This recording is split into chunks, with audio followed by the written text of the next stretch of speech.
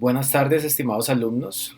En la sesión de hoy estaremos hablando acerca de procedimientos cambiarios. Es importante esta unidad que tenemos dentro de nuestra materia de títulos valores, como quiera que a partir de esta es que podemos iniciar todas las acciones correspondientes al cobro ejecutivo o al reconocimiento de derechos incorporado entre los títulos valores. En esa medida entonces abordaremos lo que está dispuesto en nuestro código. Y adicional a eso, entonces veremos una cápita especial que es el que tiene que ver con las prescripciones dentro de los títulos valores y para eso pues entonces abordaremos la normativa, como ustedes ya saben, especial por título, precisamente porque cada uno de ellos tendrá una posibilidad y un tiempo de prescripción. Entonces lo primero que hay que hablar es de la mención que nos hace el artículo 780 de nuestro código, en la medida en la que se explica cuál es la acción cambiaria y cómo y en qué casos, en qué momentos es que nosotros podemos iniciarla. Entonces lo primero que tendremos que pensar es que la acción cambiaria es precisamente esa oportunidad que se da para los suscriptores dentro del título, para el suscriptor para pagar y para el tenedor del título para cobrar, y de esta manera entonces promueva que sea resarcido o que sea más bien cumplida la obligación que se incorporó dentro del título valor. ¿En qué casos entonces? Vamos a analizarlos. El primero de los casos habla en caso de falta de aceptación total o parcial.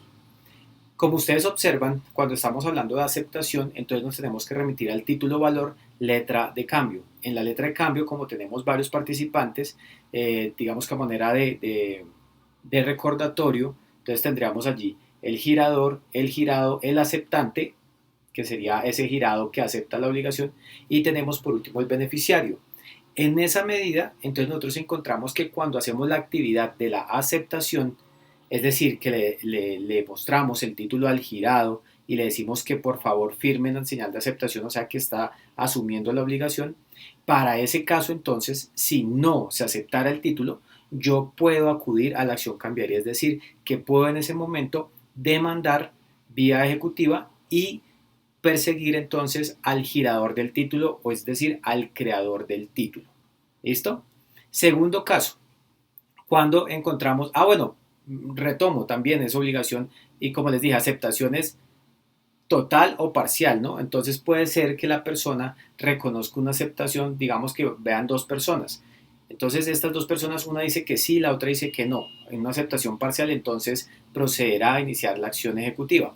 Pero también podría pasar en que nosotros encontremos que una persona reconoce que va a pagar la obligación, pero la reconoce de manera parcial. Entonces yo automáticamente, a pesar de tener ese reconocimiento parcial, pues tendría entonces que demandar parcialmente a ese que está reconociendo la obligación y por el restante también podría demandar entonces al girador del título respectivo. Segundo caso. El segundo caso es cuando estamos ante la falta de pago o ante los pagos parciales. Entonces, para este caso nos aplica, ya lo podemos ampliar a todos los títulos valores en la medida en la que la falta de pago es un elemento entonces esencial para que podamos iniciar la acción.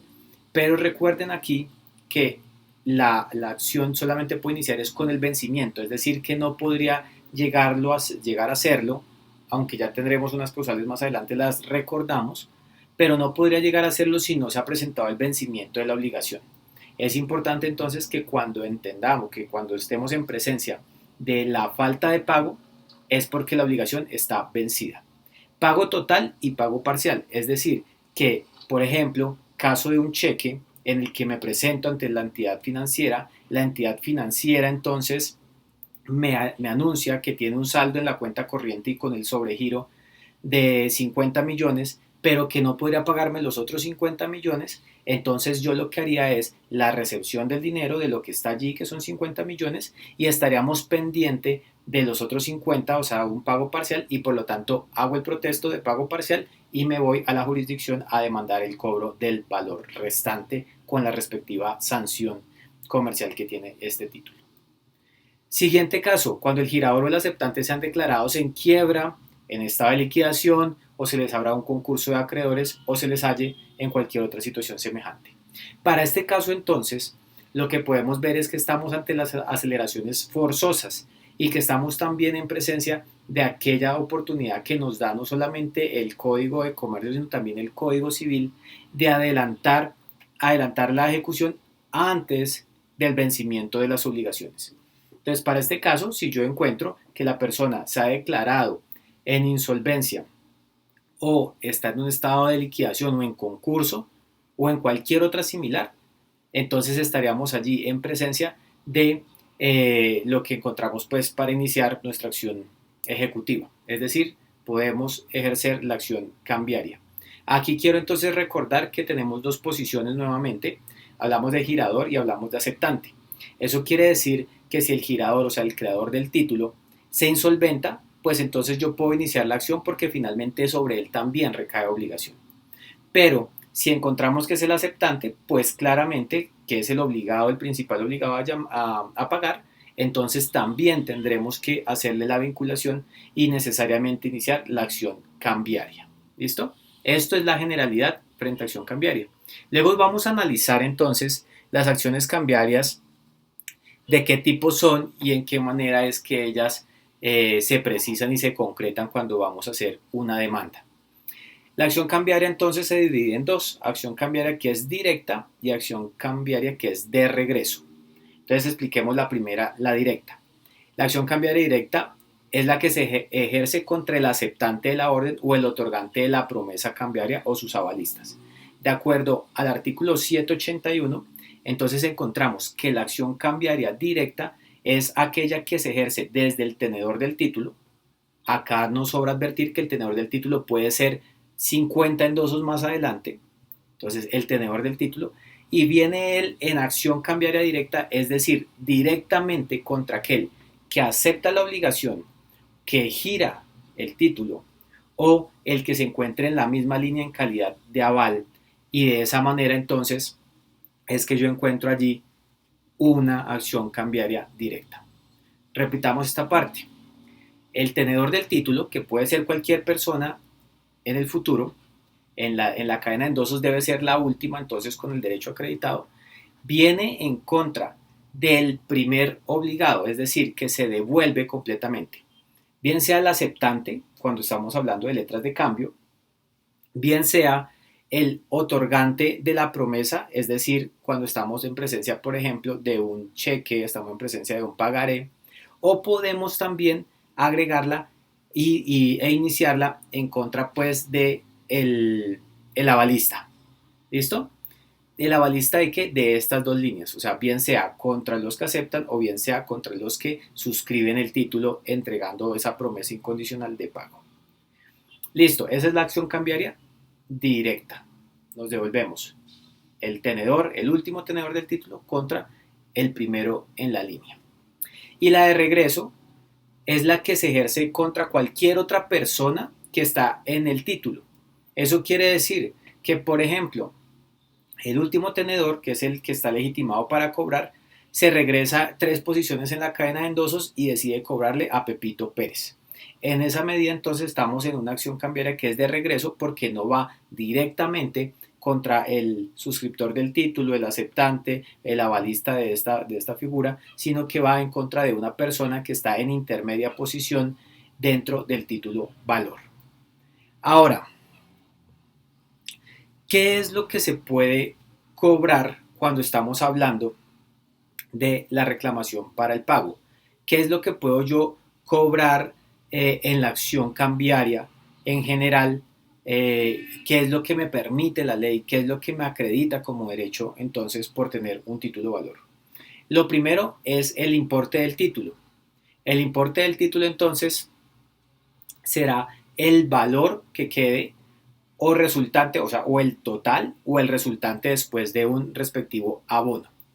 Por lo tanto, lo que yo puedo cobrar allí es el capital que quede adeudado o si es el total, pues el capital total que esté agregado dentro del título. Siguiente cosa, intereses moratorios. Entonces yo también tendría que considerar acá en dos momentos.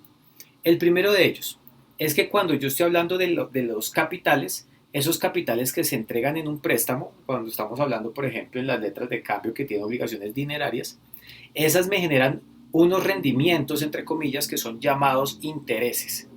Esos intereses son los que se van causando periódicamente porque yo no tengo la posibilidad de disfrutar el dinero. Por lo tanto, lo que reconoce entonces la norma es que si yo entrego en préstamo un dinero, estoy privándome de la oportunidad de disfrutarlo. Si yo le presto 10 millones de pesos, estoy yo quitándome la oportunidad, no sé, tal vez sea de un viaje, tal vez sea de unos estudios, tal vez sea de un vehículo, tal vez sea de una cuota de un apartamento, etcétera. Al privarme entonces de ese dinero y entregarlo en préstamo, la contraparte, quien lo reciba, que sí tiene la oportunidad de disfrutarlo, me tendrá que pagar a mí una tasa remuneratoria que se llama tasa de interés. Ahora, esa tasa de interés, aquí es importante también mencionarlo, esa tasa de interés comporta varios aspectos. Primero, esa pérdida de oportunidad mía al haber prestado el dinero. La segunda, la pérdida de valor en el tiempo, es decir, que si yo presto 100 millones y los voy a cobrar en el futuro, pues esos 100 millones que me paguen ya no son los mismos dentro de 20 años, pierde capacidad adquisitiva. Entonces, para esos casos, también la tasa de interés comporta esos cambios de anualidades y por lo tanto allí va inmersa. Es decir, que yo no podría en ningún evento reclamar tasa de interés y adicional reclamar una indexación en la medida en la que la tasa de interés ya comporta esos requisitos y esos devalúos que tiene entonces la moneda de un año a otro año. Listo. Habiendo dicho entonces esto, nace la siguiente etapa, que es la del interés de mora. Y esa del interés de mora es cuando se ha vencido la obligación, y recuerden acá, si estamos hablando de operaciones de crédito de tracto sucesivo, entonces cuando se me vence una cuota, corre el interés de mora sobre el saldo que tengo yo pendiente. Eso quiere decir también, dependiendo del tipo de estructura que tengamos, si es un crédito o si es solamente un pago, pues es sobre el total. Si tenemos intereses sobre un valor de una cuota, entonces comienzo a contar intereses sobre el valor de esa cuota, es el valor que está en mora. Y también tiene una regulación que es la que me permite a mí conocer cuál es ese monto de interés cobrado por el retraso en el pago. Entonces, varias cosas ahí. El interés de mora se cobra a partir del vencimiento, no puede ser antes. Yo no podría por ningún motivo comenzar a cobrarlo. Entonces, preciso. Se vence una cuota y comienzo a pagar sobre el valor de esa cuota vencida, porque las demás se prometieron pagar en fechas diferentes. Si tenemos un saldo total, es decir, 30 millones que se pagaban hoy, pero no se pagaron, a partir de mañana yo comienzo a contar los intereses que son moratorios porque ese dinero me lo tendré que pagar a mí en esa fecha. Que concurran los intereses claramente puede pasar. Entonces acá la diferencia va a estar es cuando yo acelere la obligación. Si estamos hablando de operaciones de tracto sucesivo, yo voy cobrando interés de mora sobre el saldo vencido, porque recuérdense que las otras todavía no las puedo cobrar, son sucesivas. Es decir, que hay cuotas que cobro hasta dentro de 15 años. Pero cuando yo tomo la decisión de acelerar la obligación, es decir, ya no me debe una cuota, sino me debe todo el crédito, entonces lo que hago es acelerar la obligación, ya no podría darle continuidad a intereses corrientes porque lo que hice fue quitar el plazo que había en la mitad y a partir de ese momento todos los intereses serán de mora. De mora ya no sobre la cuota, sino la mora sobre el total de la deuda, porque decidí acelerarla. ¿Listo? Estas son cosas que nosotros tenemos que prever precisamente porque en las demandas que son ejecutivas, yo lo que tendría que cobrar es capital, interés corriente, es decir, el que pactamos nosotros que se pagaba por haber prestado el dinero, y adicional interés de mora. Es posible entonces que tengamos capital, intereses corrientes sobre el saldo que se había venido pagando, interés de mora sobre ese saldo pendiente de pagar esas 2 o 3 cuotas y después de eso el interés de mora hasta que se haga el pago efectivo de la obligación. ¿Por qué? Porque aceleré la deuda y en este momento se convirtió en el total. Ya no me interesa que me pague de a cuotas, me interesa que me pague todo. Entonces, como ustedes observan, ¿qué podemos reclamar? El tenor del título, ¿qué puede reclamar? Entonces ya hablamos del importe del título o lo que constituye el capital y los intereses de las obligaciones que no han sido pagadas o no aceptadas. Tenemos los intereses moratorios desde el día de vencimiento. Tenemos adicional en la tercera casilla, tendríamos nosotros los gastos de cobranza. Los gastos de cobranza entonces generan bastantes, digamos que hay unos incrementos, Por regla general, los gastos de cobranza se hacen nuevamente sobre el valor vencido. Es decir, usted llama para que pague la cuota, no para que pague el total del crédito. Por lo tanto, acá siempre hay una diferencia importante porque en muchas ocasiones en las que se cuelga a alguien por una cuota, no paga una cuota, y llegar a pagar el total, le cobran una comisión sobre el total. Eso es una medida desproporcional porque uno hace la gestión de cobranza sobre el valor vencido y no sobre el valor total. Entonces aquí también hay que prever que esos gastos de cobranza entonces tendrán que ser acordes con la relación contractual de crédito que se ha establecido, es decir, me cobran lo que debo, no me tienen que generar gastos de cobranza por el total del crédito cuando no se ha vencido en su totalidad. Esta gestión de cobro se tiene entonces que agregar dentro de la demanda si yo lo que pretendo es cobrarla. Porque puede ser que yo adelante las gestiones de cobranza que me paguen, pero me las descuenten de la cuota. Es decir, yo debo 1.000.000 de pesos. Entonces, con gastos de cobranza me dan 1.100.000. Cuando yo pague el 1.100.000, la casa de cobranza ya tendrá su pago y la empresa que prestó el dinero tendrá entonces su pago. Pero esta comisión o estos gastos de cobranza solamente se generan contra el pago efectivo. Ejemplo, a mí me llaman 100 veces, pues no me pueden cobrar 100 llamadas. Lo que me pueden cobrar es la llamada que fue efectiva y que me persuadió para que yo fuera a pagar. Esto también es un aspecto relevante que se discute porque en muchas ocasiones las personas pagan de manera voluntaria, o sea, no los están llamando, no los están presionando al pago, no los están invitando a pagar y simplemente les descuentan. Esto no es posible porque la gestión de cobranza y los gastos de cobranza tienen que quedar debidamente justificados. Es decir, que si yo hago el pago porque yo quiero y no porque es la casa de cobranza llamándome, sencillamente no podría generarse estos gastos. Si se generaran estos gastos que no fueran resarcibles, que con la cuota que yo pago no de una vez se la descontaran para esos gastos, entonces yo puedo presentarla en la demanda.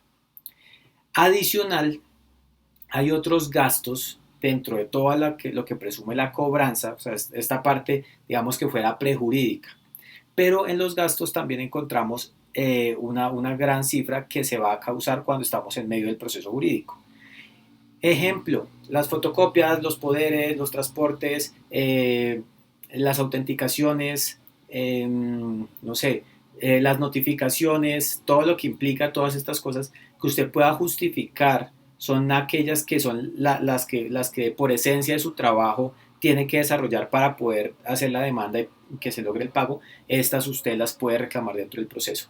Y acá hago la advertencia de no ser desproporcionados en lo que estamos solicitando, porque también puede pasar que nosotros sencillamente inflemos los gastos y digamos las fotocopias son a 500, pues claramente el juez en la revisión final de la liquidación del crédito encontrará que ese rubro está muy alto y que no lo puede estimar de esa manera, lo pondrá a valores de mercado y dirá que los gastos son los siguientes.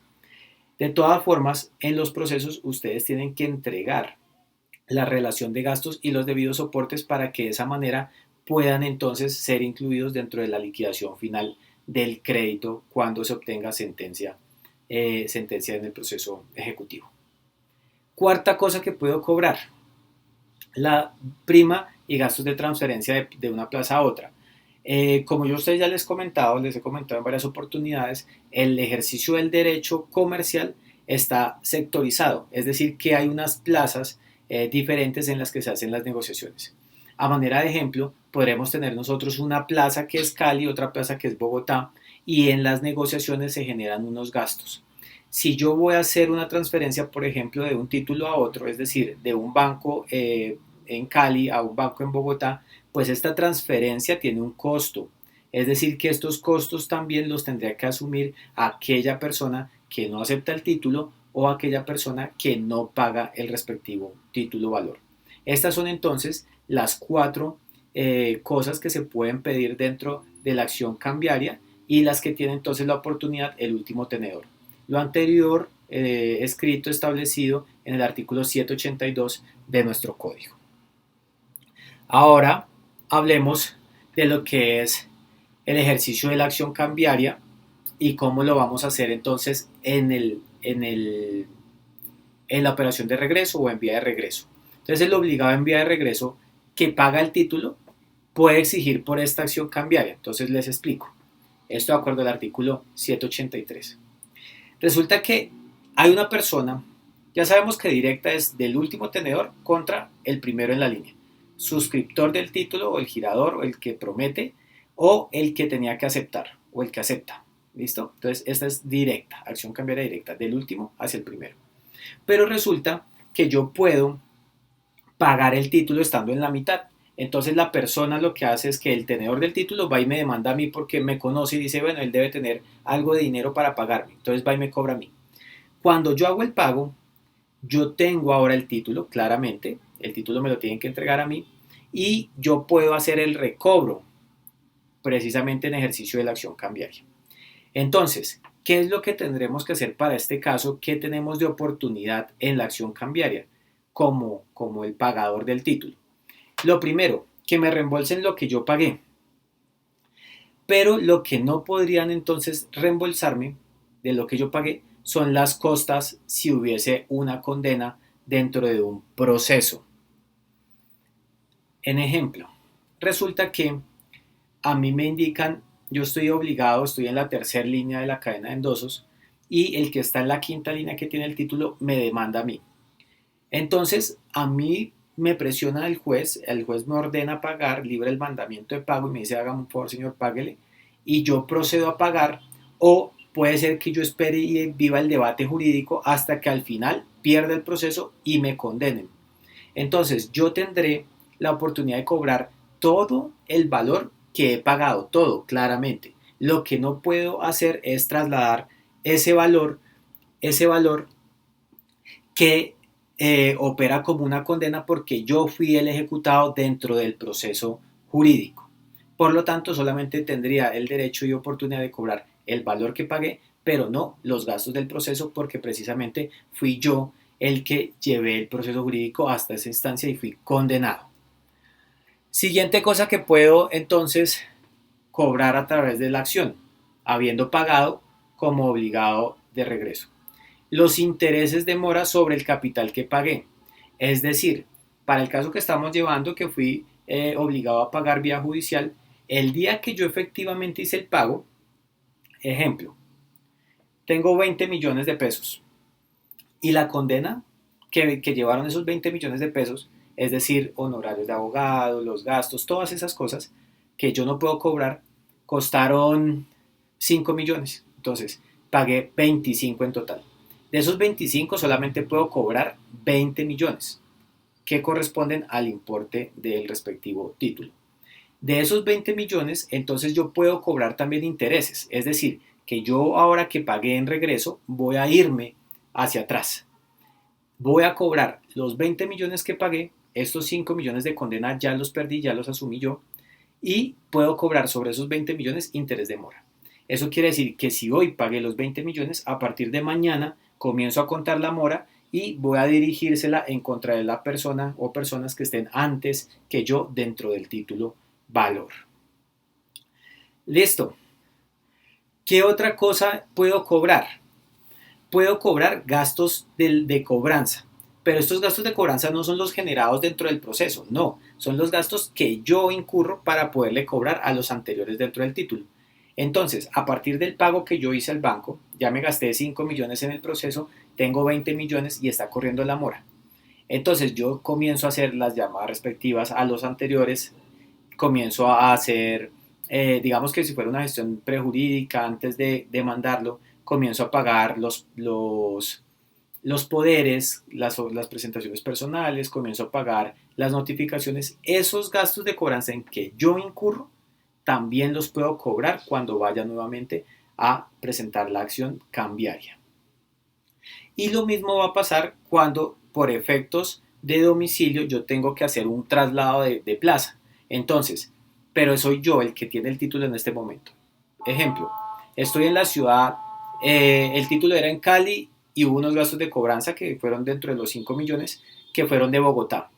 Pero resulta que cuando yo recupero el título tengo que ir a demandar a una persona y vamos a suponer que está en la ciudad de Medellín.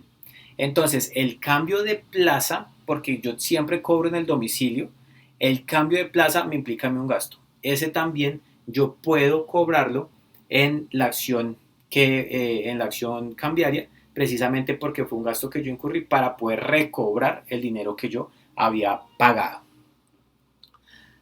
Un aspecto que es muy importante cuando hacemos el análisis y hacemos el estudio de las acciones cambiarias es claramente las excepciones que puedo oponer. Entonces, aquí vamos a hablar de las excepciones en manera general. Sin embargo, ustedes tienen que hacer una revisión muy minuciosa y muy detallada de las excepciones que podrán agregar por cada uno de los casos, ya que no es, por ejemplo, poner artículo 784 excepciones de acción cambiaria. No, porque el juez tiene que hacerle una revisión a cada una de esas excepciones que usted plantea dentro del proceso, perdón. Y también no puede ser a capricho, ya que ellas tienen que obedecer al análisis jurídico que usted como abogado realiza y efectivamente propone como excepción ante el incumplimiento de alguna de estas. Es un llamado a que sean muy responsables cuando ejerzan las excepciones, porque si las excepciones se proponen de una manera desmedida y sin justificación jurídica, es posible que a ustedes les adelanten un proceso disciplinario precisamente por el exceso en la aplicación de una norma como es el artículo 784. Vamos entonces a revisar las excepciones. Primera excepción, las que se funden en el hecho de no haber sido demandado quien suscribió el título. Esa excepción entonces, ¿en qué traduce? En una falta de legitimación por pasiva. ¿Por qué motivo? Porque cuando yo voy a demandar tengo que estar completamente seguro de quién es el obligado dentro del título. En un ejemplo, yo voy a demandar a Arturo. Entonces voy a demandar a Arturo y yo tengo que estar seguro que Arturo es Arturo.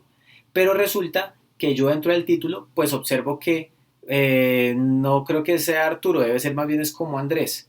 Entonces demando a Andrés cuando él no es obligado dentro del título.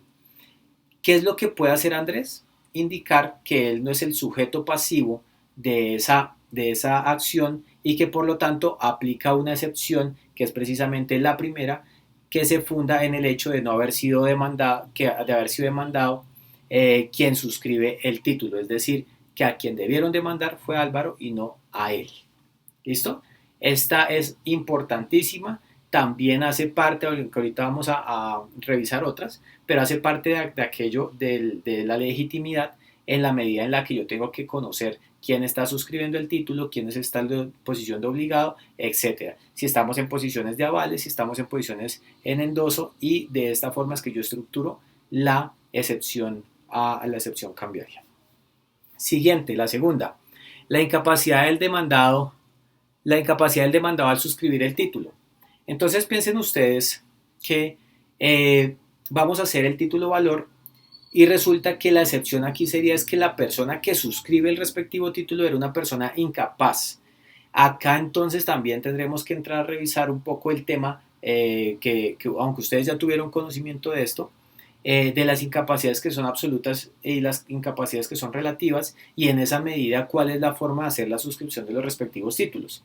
Entonces, si yo encontrara que una persona que está en una incapacidad absoluta realiza la suscripción del respectivo título, entonces esto puede generar, o esto más bien debe generar, la imposición de la excepción, precisamente porque no cumplía con el requisito de la capacidad jurídica para la suscripción. Tercera, la falta de representación o de poder bastante para que se haya suscrito el título en nombre del demandado. Entonces piense usted acá cuando estuvimos hablando de los títulos que se firman por poder. Resulta que no existía poder suficiente. Entonces, en esos casos se puede aplicar la excepción precisamente por eso. Estas son excepciones a la acción cambiaria, es decir, que la persona que es sujeto pasivo, o sea, quien está recibiendo la demanda, es el que tiene que interponerlas, es el que tiene que decir, espere señor juez, hay excepción a la acción cambiaria por esto. Para este caso entonces podemos ver que el título ha girado y en algún momento de estos giró con una firma que se hace por poder o con la representación de una persona que es apoderado dentro de alguien dentro del título. Entonces, ¿qué tendría yo que pensar y proponer como excepción? Mire, el que suscribe el título, o bien sea yo, no existía el poder suficiente para que esa persona a quien yo le dije que suscribiera, pues pudiera hacer la circulación del título. Por lo tanto, cuando ese tenedor venga a reclamarme, pues sencillamente yo ya tendré la oportunidad de decir, mire, que no había poder suficiente para que esa operación se diera. De esa manera, entonces, también excepciono la acción cambiaria. La cuarta, encontramos las fundadas en la omisión de los requisitos del título que debe contener y que la ley no supla expresamente. Esta es cuando estamos hablando de esos requisitos, recuérdense, generales y específicos de títulos.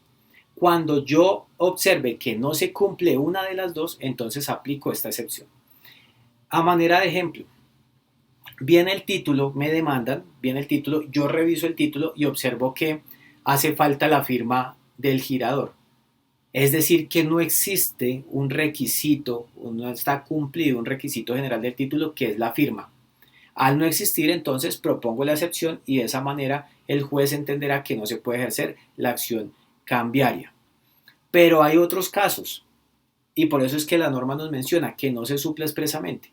Entonces resulta que uno de los requisitos y viene el título, por ejemplo, hablando de tasas de interés. Pues resulta que el juez no puede desestimar la acción cambiaria porque la misma norma ha concluido cuál es la tasa de interés aplicable si no está expuesta en el título. Otro ejemplo, la fecha de creación, entonces la misma norma ya ha expresado, ya lo ha dicho, indicando que la fecha de creación del título será la fecha de entrega. Entonces no puede el juez aceptar esa excepción precisamente porque la norma es la que está diciendo cómo es que tendría que agregarse allí. Quinta, encontramos la alteración del texto del título sin perjuicio de lo dispuesto respecto a los signatarios posteriores a la alteración.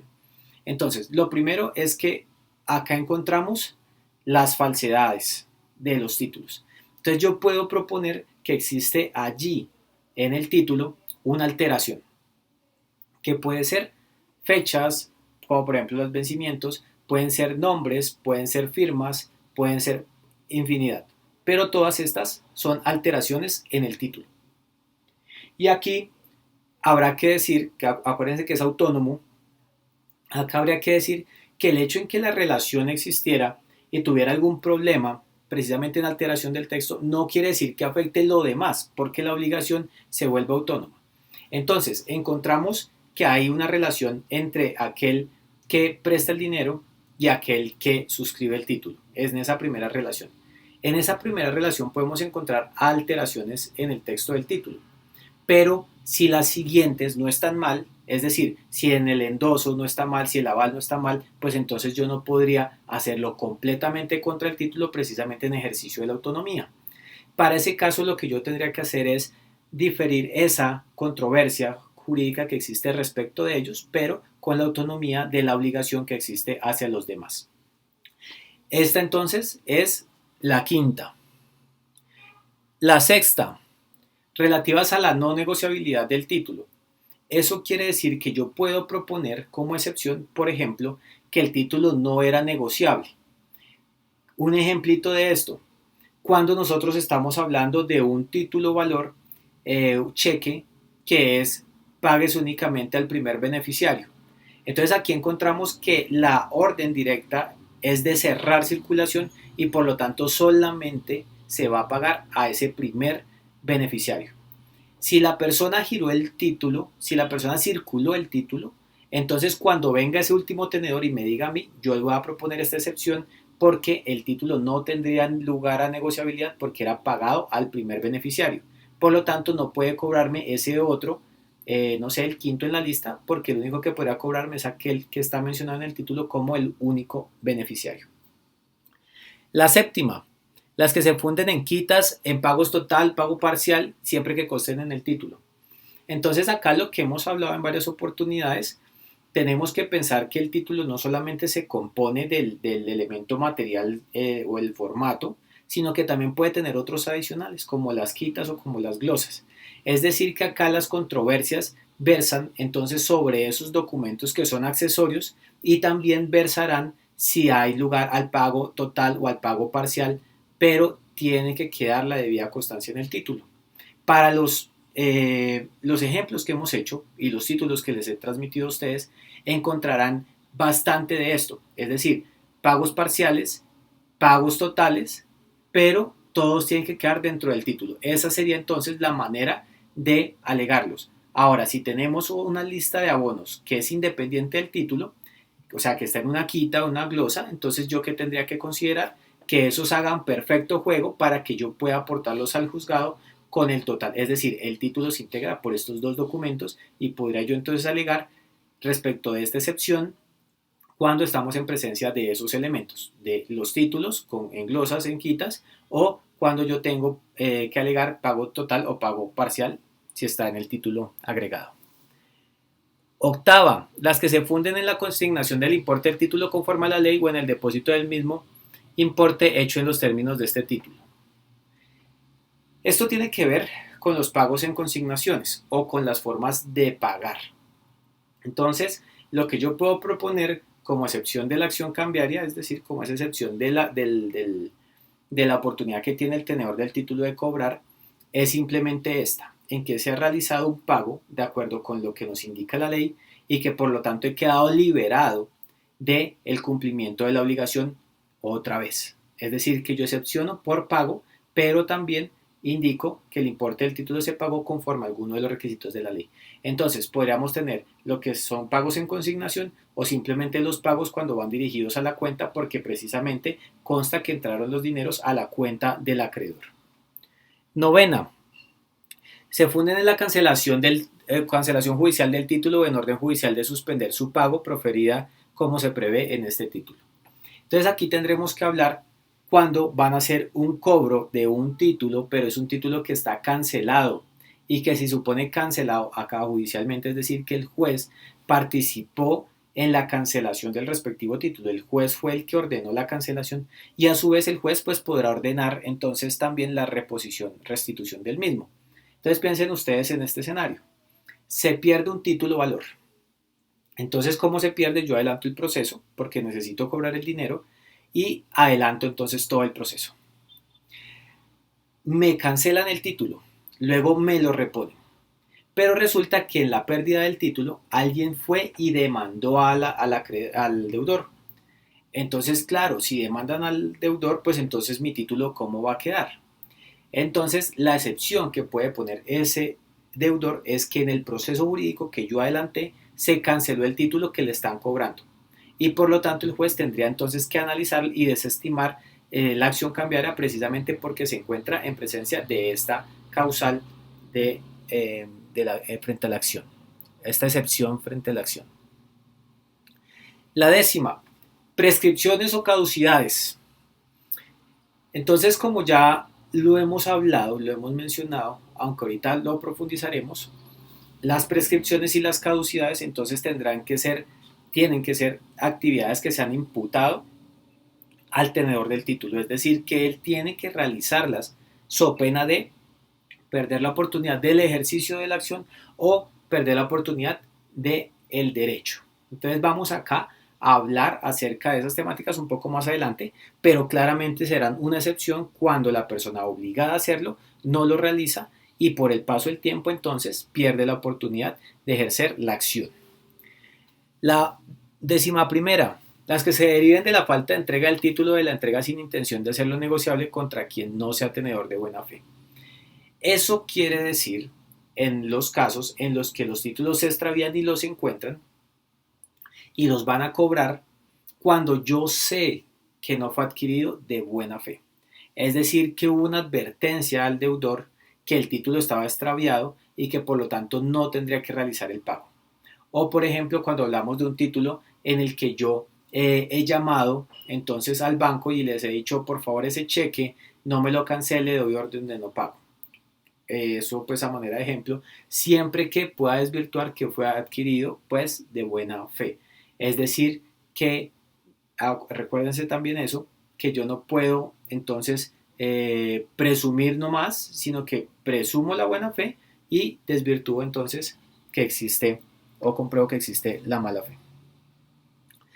La 12ª, derivadas del negocio jurídico que dio origen a la creación o transferencia del título contra el demandante que haya sido parte en el respectivo negocio o contra cualquier otro demandante que no sea tenedor de buena fe exenta de culpa.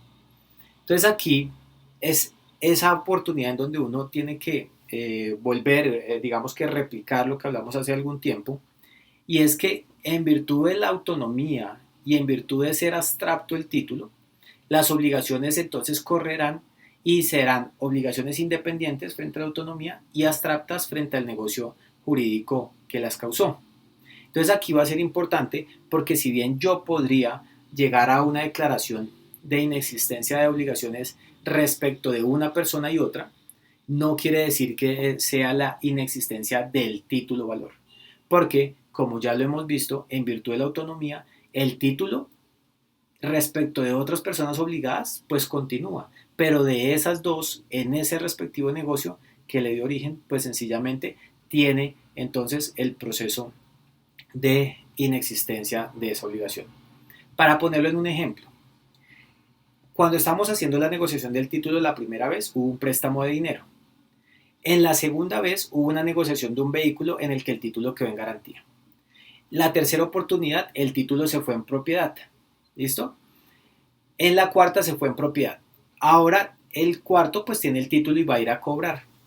Entonces va a ir a cobrarle a aquellos que hicieron esa garantía o que tenían el título en garantía. Y ellos dicen, mire que no se puede cobrar porque nosotros en el negocio del carro que hicimos hubo una declaratoria de inexistencia de esa obligación. Eso no quiere decir que el título desapareció, no, porque ¿qué pasó? Que con la transferencia hubo un dinero que giró. La inexistencia de la obligación es respecto de ellos dos y de ese negocio jurídico. Por lo tanto, el título podrá ser cobrado a los demás dentro de la cadena de endosos precisamente porque no podría declararse la inexistencia del derecho frente a los otros por la autonomía y por ser abstracto y tenerlas dentro de sus características. Y por último, las demás que se pudieran oponer, que pudiera oponer el demandado contra el actor. Entonces aquí tenemos nosotros que hacer un análisis, como les digo, muy específico y muy particular respecto de todas las posibilidades que uno encuentre en el título para proceder a realizar las excepciones frente a la acción cambiaria. Ahora, cuando hemos hablado de la posibilidad que se tiene de cobrar del tenedor del título hacia atrás, eso quiere decir que incluya al anterior o a cualquiera dentro de la cadena de endosos, incluso hasta llegar al primero, que sería directa, acción cambiaria directa. Pero en regreso, pues también hay muchas personas que están allí involucradas en la línea. El artículo 185 nos va a hablar acerca de eso. El tenedor del título puede ejercitar la acción cambiaria contra todos los obligados a la vez o contra alguno o algunos de ellos sin perder en este caso la acción cambiaria contra los otros. Acá también nos indica, sin obligación de seguir el orden de las firmas en el título. Eso quiere decir que en virtud del artículo 185, lo que yo puedo hacer es tomar o seleccionar las personas que dentro del título yo quiero demandar. No necesariamente todas tienen que ser por vía directa, es decir, yo tengo el título y demando al primero en la línea. No necesariamente. Yo puedo escoger dentro de la cadena de endosos aquel que considere que tiene la vocación de pago, aquel que tiene la oportunidad de pagarme más fácil. Por lo tanto, yo escojo dentro de la cadena de endosos a cualquier persona o a los que yo desee demandar. Puede ser a uno, puede ser a varios, sin que eso a mí me quite la oportunidad de demandar también a todos o a los que resten. Sencillamente yo tengo que escoger. Y aquí hago entonces también una advertencia, y es que eso tiene una total relación con el desgaste que genera en un proceso cuando yo demando a todos. Entonces usted piense cómo sería su proceso jurídico si tiene 10 partes a las cuales tiene que notificar. Claramente esto le genera no solamente más gastos, sino que se convierte más engorroso en el tiempo y por lo tanto no sería de una buena manera la exigencia de la obligación frente a todos. Es mejor escoger del análisis que uno le hace a los deudores para ver cuál de ellos es el que entonces tendría la vocación para pagar o la oportunidad de pagar más rápido.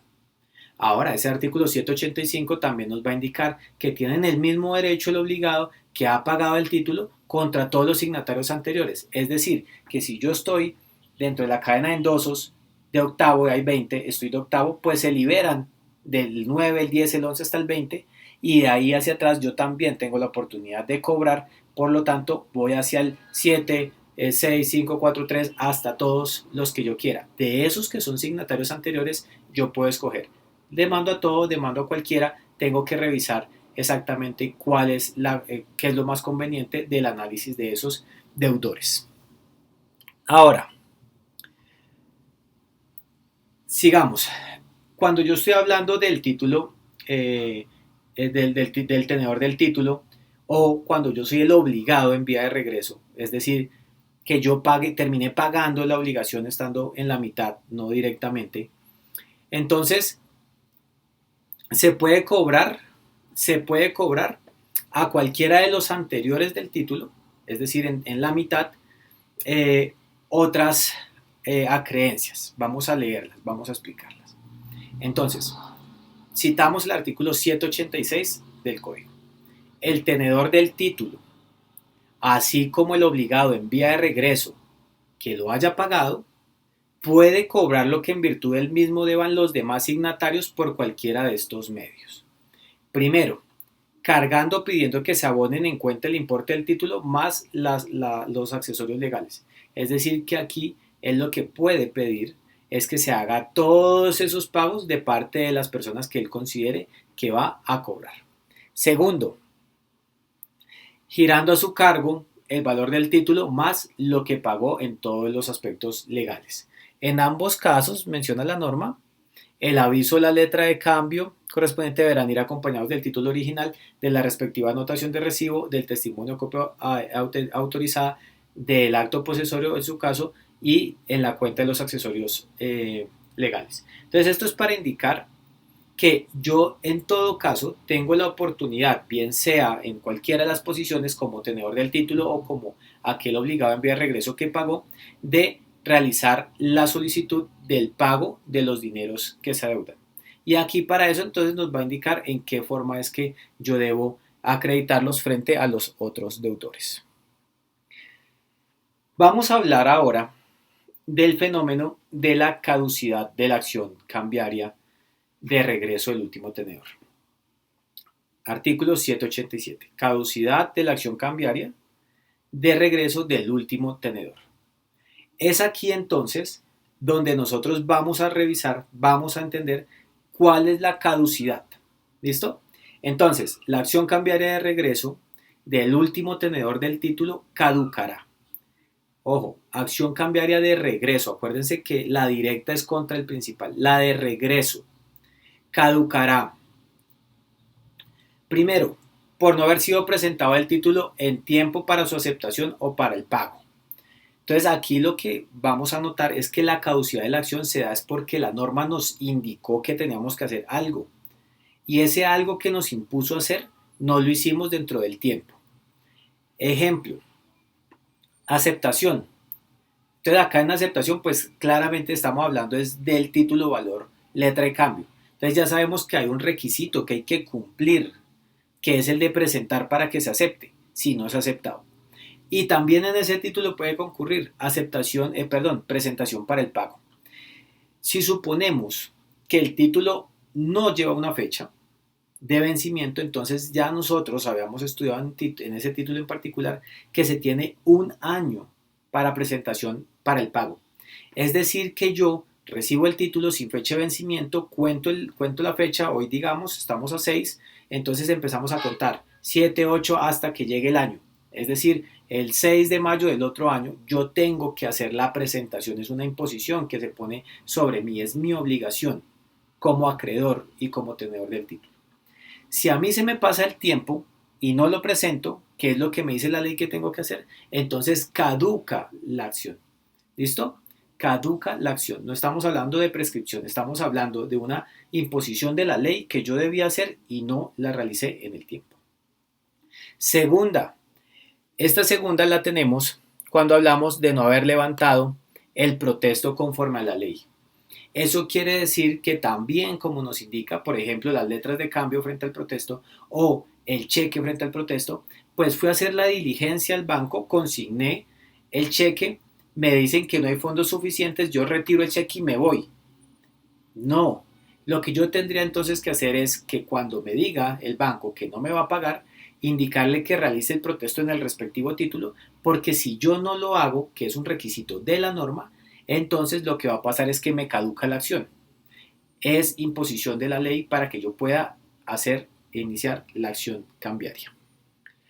Suspensiones de acción cambiaria. Los términos de que depende la caducidad de la acción cambiaria no se suspenden sino en los casos de fuerza mayor y nunca se interrumpen. Por lo tanto, y como ustedes acaban de escuchar, pues sencillamente el término de caducidad, a diferencia de prescripción, no se interrumpe. Es decir, que yo acá no puedo agregar ninguna otra causal para no presentar para el pago dentro del año. Como no lo puedo hacer, entonces la única opción que yo tendría es cuando estemos hablando de fuerza mayor. Es decir, que por un hecho que supera esa oportunidad de presentarlo, o sea, que yo fuera, entonces ese hecho superior será el que me lo impidió y por lo tanto podría yo aplicarla por fuerza mayor. En ningún otro caso podría yo hablar de una suspensión de la caducidad. Ahora, definir causa mayor, eso es, lo tuvieron que haber ya estudiado, por lo tanto no profundizaré, simplemente con mencionarles que es muy cercano a aquellos parámetros del common law, como esas cosas que no se pueden prever. Estaremos hablando de erupción volcánica, inundaciones, tsunamis, bueno, no sé, todas estas circunstancias que claramente superan la intención de la gente que tenía que hacer la actividad y pues terminan entonces siendo reducidas por esta fuerza mayor. Ahora sí, llegamos a la prescripción 789, prescripción de la acción cambiaria directa. La acción cambiaria directa prescribe en 3 años a partir del vencimiento. Artículo 789. Entonces aquí es donde tendremos que entrar a revisar cuáles son las prescripciones que tenemos nosotros de la acción cambiaria directa, es decir, directa, ojo, no podemos confundir directa y de regreso. Vamos a hablar de la directa, es decir, desde el tenedor del título hacia el primero. Si la voy a hacer desde el intermedio hacia atrás, tiene otro término, entonces no vayamos a confundirlos. Vamos a hablar de la prescripción de la acción cambiaria directa, del tenedor del título contra el primero del título. Entonces, empecemos. Letras de cambio. En las letras de cambio, la prescripción de la acción cambiaria directa es de 3 años a partir de la fecha de vencimiento, del día del vencimiento. Esto de acuerdo al artículo 789, entonces, del Código de Comercio, que es el que acabamos de leer.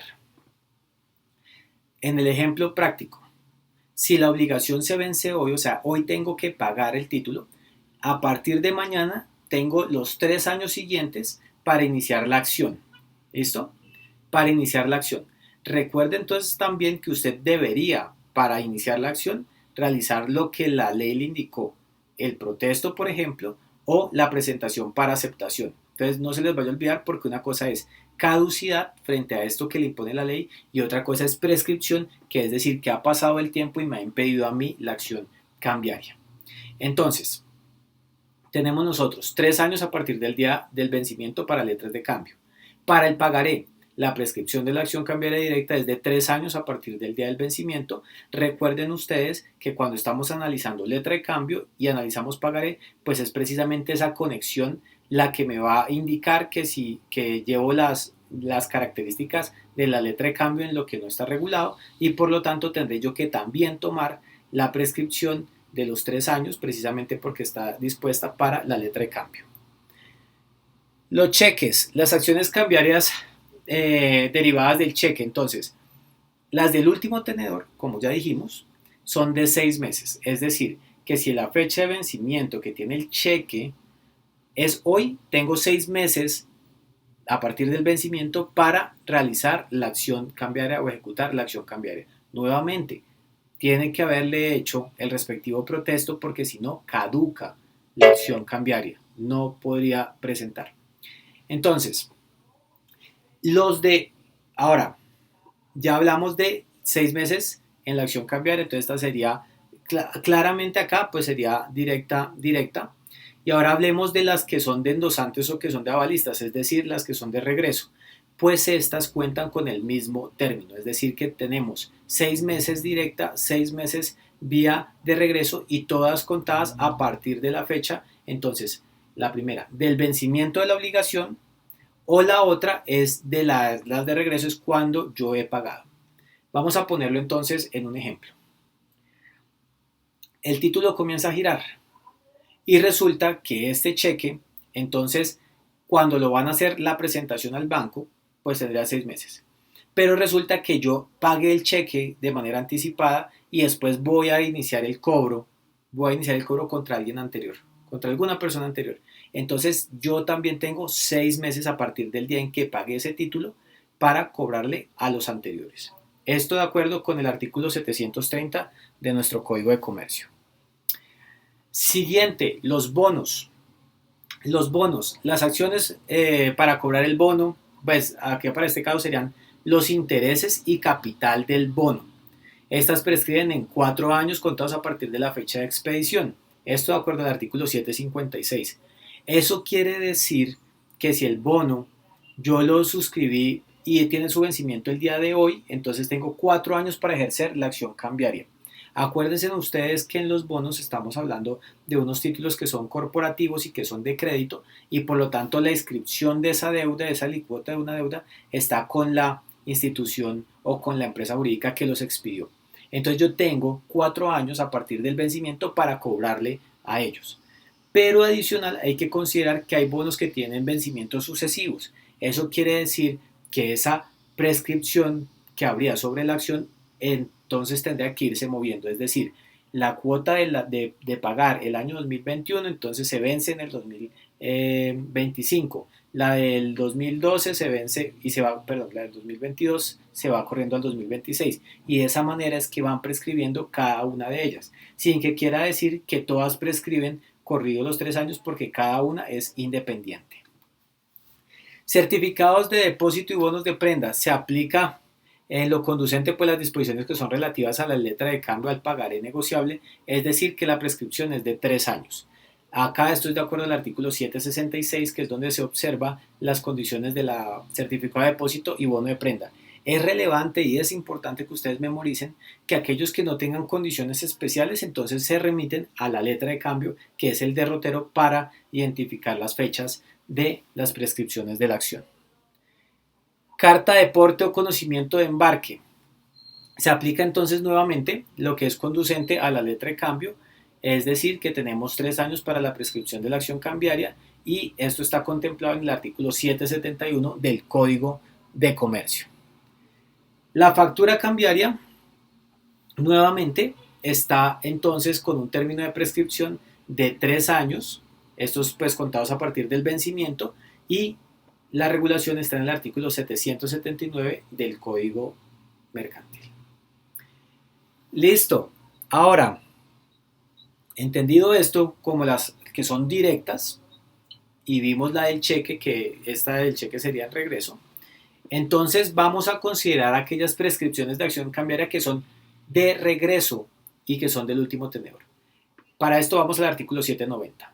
La acción cambiaria de regreso del último tenedor prescribirá en 1 año contado desde la fecha del protesto y si el título fuere sin protesto de la fecha del vencimiento y en su caso desde que concluyan los plazos para presentación.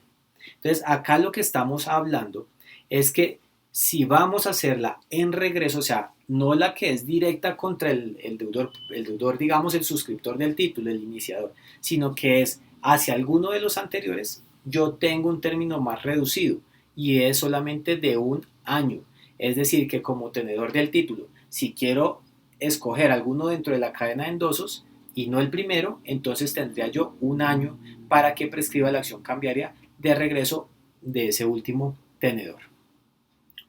Ahora, la acción cambiaria de regreso pero en contra de obligados anteriores. La acción de obligación de regreso contra los demás obligados anteriores prescribe en 6 meses contados a partir de la fecha del pago voluntario o en la que se notifique la demanda. Eso quiere decir que tenedor del título demanda a alguno de la cadena de endosos. Ese de la cadena de endosos paga voluntariamente o sin que lo demanden, paga.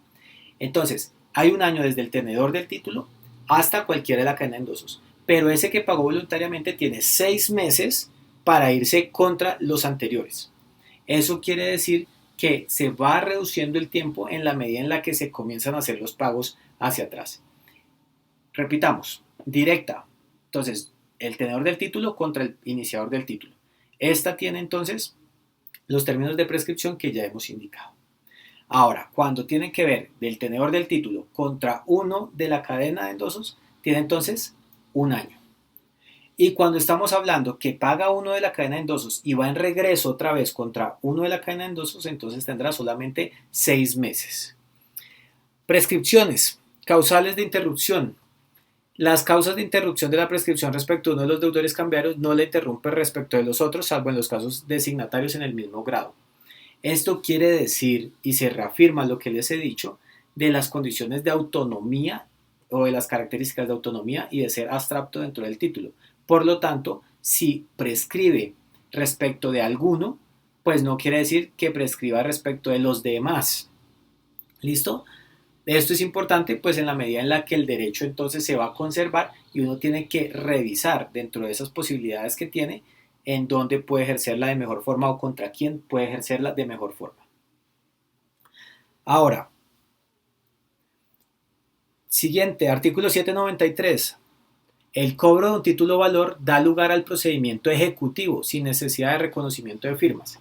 Con esto entonces entendemos que todas estas precisamente la acción de procedimiento, lo que nosotros tenemos, nos va a llevar a constituir el título ejecutivo, es decir, lo que hablamos al inicio del semestre, que tenemos títulos valores, pero que a la vez los títulos valores entonces se constituyen en título ejecutivo y podrán ser judicializados de la manera en la que hemos indicado pues en precedencia. Ahora, y por último, algo que nosotros tenemos que considerar también, pero para efectos de esas prescripciones que se extienden a lo largo del tiempo, que hacen que se pierda, ya no estamos hablando respecto de la acción cambiaria, sino estamos hablando respecto del derecho que se tiene, son aquellas que están contempladas en el artículo 2536 del Código Civil y que nos habla de esas prescripciones de acciones dentro de 5 años y la prescripción de la acción ordinaria, que es la del reconocimiento del derecho, en 10 años. Eso quiere decir que si, por ejemplo, yo perdiere la oportunidad de hacer el cobro vía ejecutiva, yo todavía tengo la posibilidad de un reconocimiento. Es decir, que por acción ordinaria me indiquen que yo soy aquel titular del derecho y de esa manera pueda traer otra vez a la vía jurídica ese derecho que está allí. El problema es si supero los 10 años. Es decir, que yo tengo que revisar, listo, la posibilidad que tengo de no cobrar ejecutivamente, sino de perseguir mi derecho por otra vía. Y para eso entonces tendremos que atender a las consideraciones de prescripción que están en el Código Civil y de esa manera también pues revisarla con la respectiva actualización normativa para que yo pueda entender si es posible o no es posible realizar mi acción y si es posible hacerlo vía ejecutiva o al contrario vía jurisdicción ordinaria. Con esto, entonces, terminamos nuestra clase de procedimientos cambiarios. Espero entonces que tengamos total precisión respecto de estos criterios y estos conceptos, como quiera que con ellos son los que materializamos todo lo aprendido durante la clase, no solamente desde lo esencial, desde lo general, sino también lo específico por cada uno de los títulos. Les agradezco la atención y nos vemos en una próxima oportunidad.